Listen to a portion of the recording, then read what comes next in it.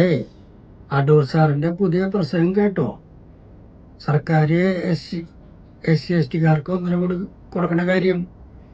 കേട്ടു രാജേട്ടാ. 1.5 കോടി മുഴുവൻ കൊടുക്കണ്ടാന്ന്. 3 പേർക്ക് മാത്രം കൊടുത്ത് 3 മാസം ട്രെയിനിങ് കൊടുക്കണമെന്ന്.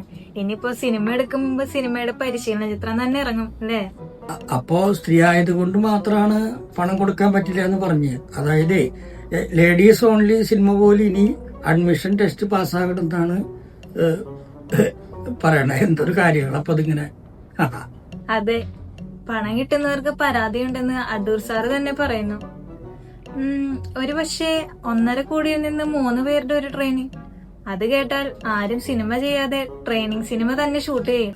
ജനങ്ങളുടെ നികുതി പണാണെന്ന് പറഞ്ഞ് മനസ്സിലാക്കണം. പക്ഷെ കേട്ടോ, പരിശീലനം ഇല്ലാതെ സിനിമ എടുത്ത പണം നഷ്ടാകുമെന്നും അടൂർ പറഞ്ഞു. പിന്നെ അടൂർ സാറിന് സിനിമയുടെ ഫിൽറ്റർ ആപ്പാക്കി നിയമിക്കണം. ആരെങ്കിലും സ്റ്റാർട്ട് പറയും മുമ്പേ അദ്ദേഹം പറയണം ട്രെയിനിങ് ഇല്ലെങ്കിൽ സിനിമ സ്റ്റോപ്പെന്ന്. ഭാഗ്യം ഇതുപോലെ ഒരു ആപ്പ് സെൻസർ ബോർഡിന് ഇല്ലാത്തത്.